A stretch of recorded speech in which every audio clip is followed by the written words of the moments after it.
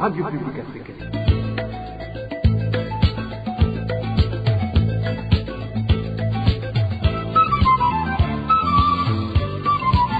Radio Publique Africaine.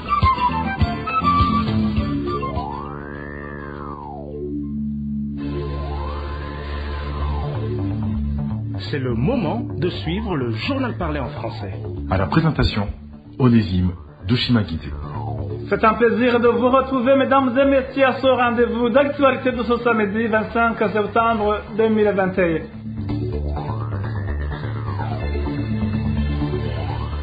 Au sommaire, la sécurité a été perturbée la nuit de ce vendredi en commune Mugamba de la province de Bururi. Les habitants des localités où ont été entendus des crépitements d'armes parlent des affrontements entre les militaires de l'armée burundaise et les combattants du mouvement Red Tabara. Au sommaire également, 5 corps des hommes maintenus de l'armée congolaise ont été découverts le matin de ce vendredi dans la forêt de la Kibira. Il s'agirait des combattants tués dans des affrontements de ce jeudi entre l'armée burundaise et les groupes armés qui parlent le Kinyarwanda. Pourtant, dans son discours tenu lors de la 67e Assemblée générale de l'ONU, le président Evariste Ndayishimiye a indiqué que la paix et la sécurité est une réalité au Burundi. Dans le mini-magazine au cœur de la société d'aujourd'hui, nous allons revenir sur ce discours.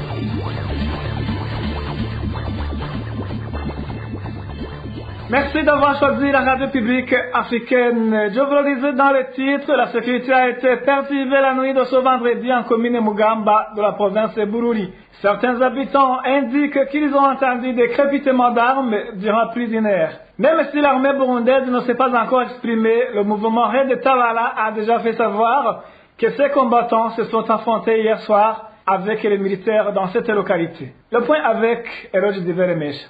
Des crépitements d'armes ont commencé à se faire entendre aux environs de 19h, selon les habitants de la zone Viouya, en commune Mugamba de la province Bururi. Une situation d'insécurité qui a provoqué la pure panique au sein de la population, rapportent les sources sur place. Selon les mêmes informations, un véhicule de type Subaru qui était sur la RN7 en provenance de la commune de Matana et qui se rendait en mairie de Bujumbura a été touché par des balles, mais personne parmi celles qui étaient à bord n'a été touché par ces balles. Ce samedi, le mouvement Red Tabara a sorti un communiqué selon lequel ces combattants se sont affrontés aux militaires burundais qui les avaient attaqués sur leur position installée en commune Mugamba. Dans ce communiqué, le groupe rebelle évoque un bilan de 3 militaires assassinés et des armes saisies au cours des affrontements. Le mouvement de résistance pour un état de droit demande à la population d'éviter des circulations sur les routes nationales au-delà de 18 heures. Patrick Nahimana, c'est le porte-parole du mouvement Red Tabara. Hier soir, nous avons été attaqués par des militaires burundais sur nos positions et nous avons riposté. Au cours des affrontements, 3 militaires burundais ont été tués et nous avons saisi 3 armes.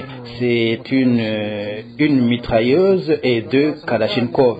Nous demandons spécifiquement à la population qui emprunte souvent les routes nationales de cesser de le faire après 18 heures pour ne pas tomber dans des affrontements sans le savoir.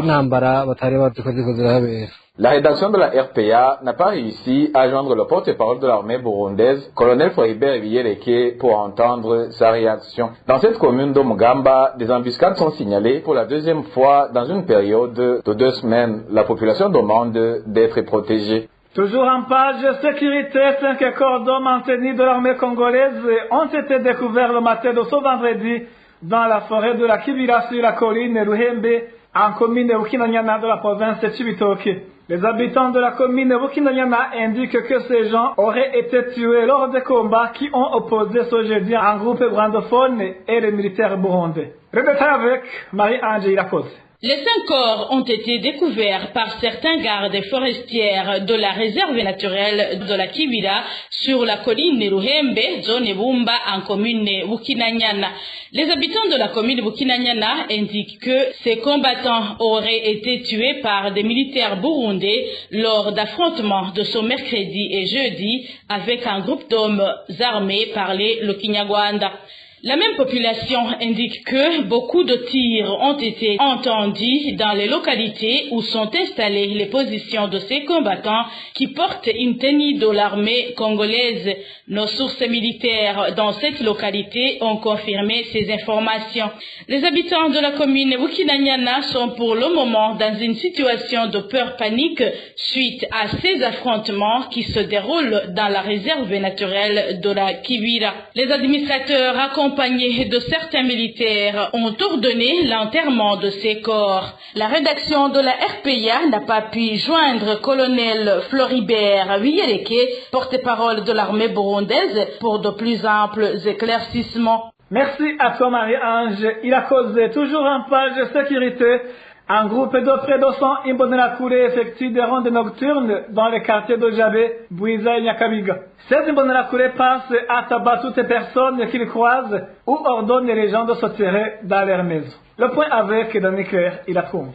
Ce groupe de Imbonerakure débute la ronde nocturne vers 22h. Il est composé de près de 100 jeunes hommes. Ils se déplacent en colonne à la manière des militaires ou policiers en patrouille. Selon les informations que nous détenons des habitants des quartiers Jabé, Nyakabiga et Bwiza, si ces derniers croisent quelqu'un sur la route, ils le tabassent et oblige les gens rencontrés dans les parcelles de rentrer à l'intérieur de leur maison. Les Imbonerakure effectuent des rondes nocturnes depuis 21h30. Cela fait peur à la population. Si t'aperçoivent devant la maison, ils te mettent de l'ordre de rentrer vite, sinon tu es battu. Si par malheur tu les croises en chemin de retour jouer à la maison, dans ce cas, tu es malmené et tabassé. Ces Imbonerakure sont vêtus de vestes qui vont jusqu'aux pieds et sont munis de bâtons dans la main. Cet habitant nous décrit leur itinéraire. Ils sont vêtus de longues vestes et d'autres non. Certains sont munis de bâtons. En fait, ils passent par Bwiza à la 9e avenue et empruntent l'avenue de l'université. De là, tu ne peux même pas savoir où ils s'esclipsent.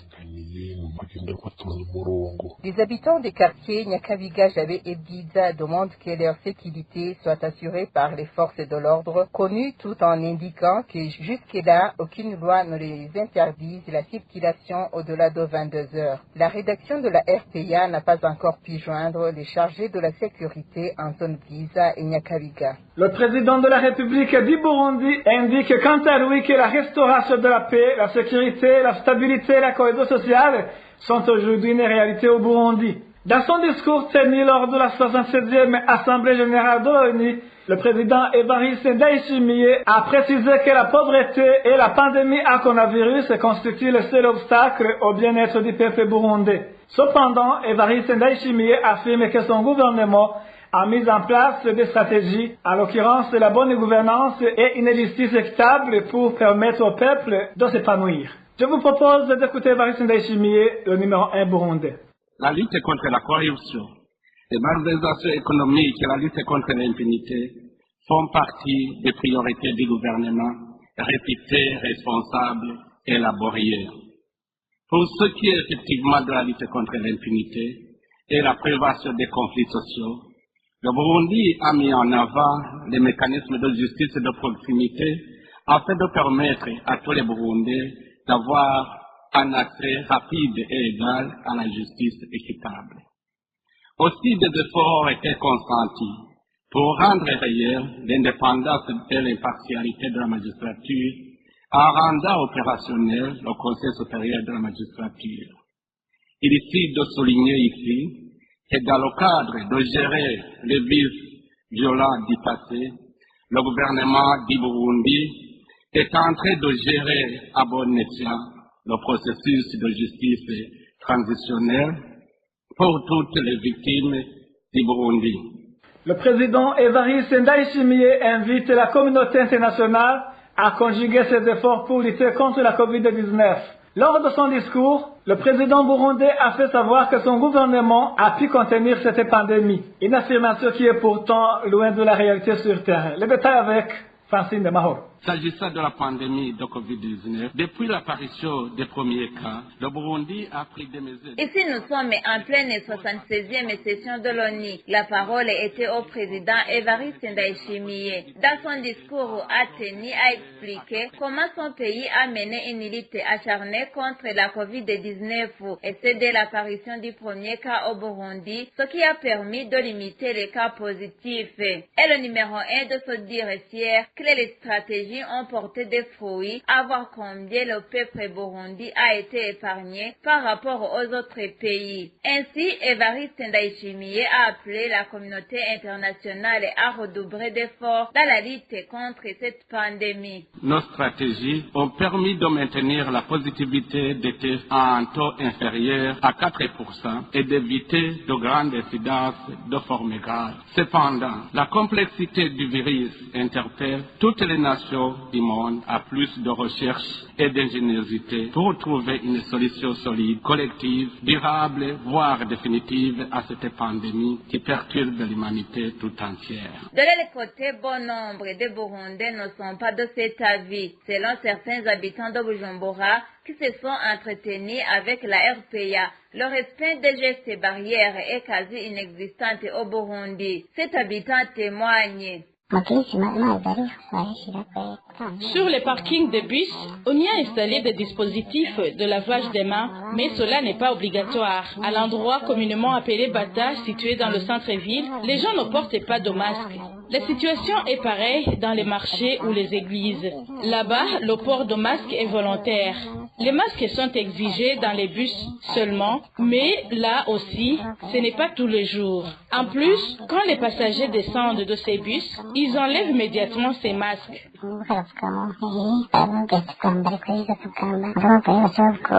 À côté de ces propos de la population même, les différents rapports du ministère de la Santé publique publiés ces derniers jours montrent bien que l'effectif des cas positifs a augmenté plus qu'avant et de façon remarquable. Le dernier en date publié ce 24 septembre 2021 parle de 248 personnes testées positives en seulement 48 heures, ce qui veut dire que 51% des districts sanitaires se trouvant dans le pays ont eu chacun un cas positif. De plus, jusqu'à présent, le Burundi est le seul pays de la communauté est-africaine qui n'a pas encore sensibilisé sa population à prendre le vaccin de la COVID-19. Les sources de la RPA parmi les techniciens qui font le dépistage de la COVID-19 au Burundi font savoir que certains hôpitaux sont débordés de cas positifs, raison pour laquelle la plupart des cas positifs détectés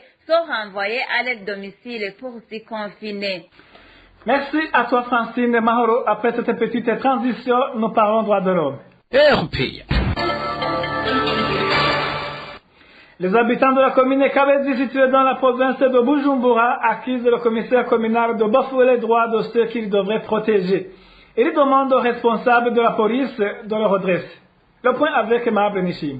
Ce commissaire de la police en commune Kabezi de la province Bujumbura, qui est pointé du doigt par les citoyens de Kabezi, est connu sous le nom de Moïse Alakaza, surnommé Nyega Nyega.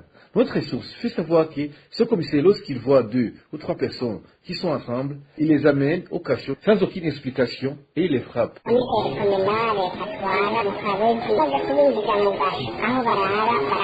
Les personnes incarcérées par la commissaire communale sont abattées toute la nuit. De plus, les familles des victimes éprouvent des difficultés pour connaître la cause de leur détention. Cela est un problème sérieux auquel fait face la population de la commune Kabezi. Nous lui demandons de faire connaître l'identité de ce commissaire et de dénoncer les faits qu'il commet à l'endroit de la population.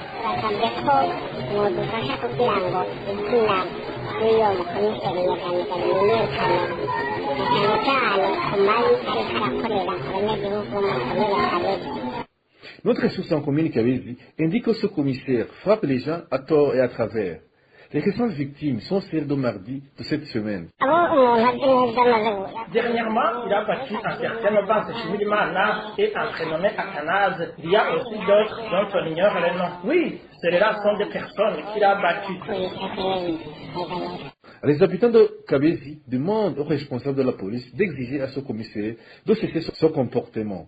Pour rappel, le commissaire Moïse Arakaza dit Nyega a été muté en commune Kabezi de la province Bujumbura, en provenance de la commune Mugamba de la province Bururi. Là aussi, il était accusé de maltraiter la population de cette commune. Lorsqu'il a été muté, les habitants de la commune Mugamba ont poussé un offre de soulagement. Merci à toi aussi, Emma Brenishimwe. En page de gouvernance, les habitants de la province de Kirundo pointent du doigt le procureur de la République dans cette province d'être à l'origine de la pénurie du carburant dans cette province.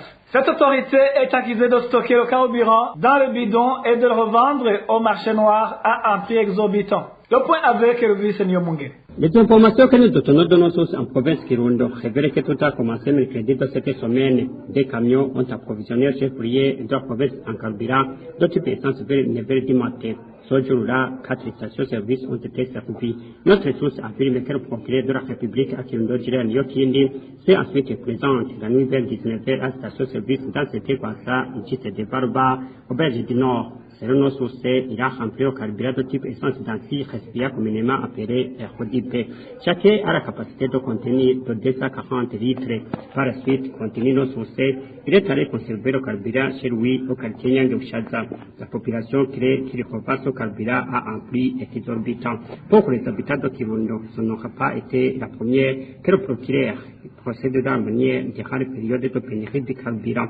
Il se fait aider par des imbonèques d'enseignement Simba, J-Poli et Assassi. La rédaction de la RPA n'a pas encore pu joindre le procureur de la République à Kirundo, Jiren Yokindi, pour qu'il puisse s'exprimer à ce propos. Merci à toi aussi, Elvis Nyomungere. Après cette petite pause, c'est le mini-magazine au cœur de la société. RPA. Dans le mini-magazine au cœur de la société d'aujourd'hui, nous allons revenir sur le discours du président Évariste Ndayishimiye à l'Assemblée générale de l'ONU lorsqu'il a réclamé un soutien international pour combattre le terrorisme. Le mini-magazine au cœur de la société d'aujourd'hui vous est présenté par Alexandre Nyungeko. Au cœur de la société. Au cœur de la société est une émission de tous les samedis préparée en synergie par les radios Inzamba Agatika Kawe, Radio RPA Idouya Wanyagihugu, ainsi que la radio-télévision Renaissance. Le président Évariste Ndayishimiye à New York pour la 76e session de l'Assemblée générale des Nations unies a dans son discours revenu sur la question du terrorisme. Il a annoncé au monde que Red Tabara, un mouvement rebelle qui combat le pouvoir de Gitega, n'est rien d'autre qu'un groupe terroriste. Qu'en pensent les défenseurs burundais des droits de l'homme? Y a-t-il une solution pacifique envisageable pour combattre ce que le président burundais qualifie de terrorisme? Les réponses, c'est dans son mini-magazine au cœur de la société de ce samedi 25 septembre 2021. À la présentation, Alexandre Nyungeko. Bienvenue. Évariste Ndayishimiye, président de la République, a nommé l'ADF et Red Tabara comme des groupes terroristes ayant la base dans la région de l'Est de la République démocratique du Congo, ajoutant que ces mouvements constituent une menace non seulement pour les pays des Grands Lacs, mais aussi pour l'humanité tout entière. Nous sommes préoccupés par la prolifération du terrorisme dans la sous-région, dont les responsables, tels que l'ADF, Red Tabara, ayant la base dans la région de l'Est de la République démocratique du Congo, qui tuent aveuglément des paisibles et innocents citoyens. Ces groupes constituent une menace non seulement pour notre région, mais pour l'humanité tout entière. La lutte efficace contre le terrorisme suppose une lutte contre la radicalisation. L'ONU devrait rendre des sanctions sévères contre ces groupes et tous ceux qui les soutiennent. 24 heures avant ces propos, le procureur général de la République, Sylvestre Nyandwi, a également accusé un groupe de Burundais de terroristes agissant depuis l'étranger d'être derrière les attaques à la grenade perpétrées à Bujumbura et à Gitega. Pour le président de la PRODH, les autorités burundaises font un pas en avant et reconnaissent au moins qu'il y a des mouvements qui menacent le pays. Pierre Claver Bonima rappelle au gouvernement quelques facteurs qui conduisent parfois à cette situation. Je crois que Ndayishimiye a raison parce que le terrorisme est toujours là depuis longtemps. Et bon, il est aux Nations Unies où les Nations Unies ont déclaré le Imbonerakure comme une milice. Une milice fait quoi? Fait le terrorisme. À ce moment, oui, ce qu'il demande, que les Nations Unies commencent d'abord à démobiliser cette milice d'Imbonerakure. En fait, à la base, c'est le CNDD-FDD. Les autres qui sont mécontents, ils vont créer des milices. Alors, il y aura beaucoup de milices au Burundi, même aujourd'hui, il y en a beaucoup. Une solution pacifique est toujours possible à travers un dialogue franc et inclusif, ajoute Pierre Claver Mbonima. Et quant au président Ndayishimiye, le reste est de trouver une solution. En fait, c'est son devoir. S'il y a des milices, d'abord, il faut qu'il analyse le mobile de ces milices. Pourquoi on a instauré les Imbonerakure? C'était pour combattre quoi? Pourquoi le de Tabara est là? Pourquoi les autres restaurants disaient qu'ils vont se venger? Et ils ont commencé à se venger. Et au moment où il n'y a pas de justice, comme le dit toujours le président de la République, il y aura toujours de vengeance. La guerre et paix éclater au Burundi. Une fois que le gouvernement ne veut pas s'asseoir sur la table de négociation et l'amener sur la table, l'accord d'Arusha, même s'ils peuvent amender l'accord d'Arusha, mais l'accord d'Arusha est la base de la paix au Burundi. Une fois que l'accord d'Arusha n'est pas respecté, n'est pas revu, je vous jure qu'il n'y aura pas de paix crédible au Burundi. Dans un entretien accordé au magazine Au cœur de la société, le porte-parole du mouvement Red Tabara a confirmé que son groupe armé est à l'origine de l'attaque qui a visé dans la nuit du samedi 18 au dimanche 19 septembre l'aéroport Melchior Ndadaye de Bujumbura, mais il dément être l'auteur d'une autre attaque à la grenade qui a fait des morts et plusieurs blessés en début de semaine en plein centre de Bujumbura. Il ajoute que le mouvement Red Tabara revendique en Burundi où les droits humains au sens large du terme seront garantis à l'ensemble de tous les citoyens. Et c'est ici que prend fin le mini-magazine d'aujourd'hui. Rendez-vous samedi prochain pour un autre mini-magazine. Alexandre Mingeko-Elte à la présentation. Au revoir et à la prochaine.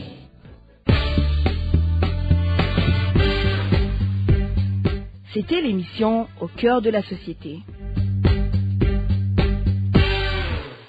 Merci à toi aussi, Alexandre Nyungeko. Merci, mesdames et messieurs, de nous avoir prêté oreille attentive.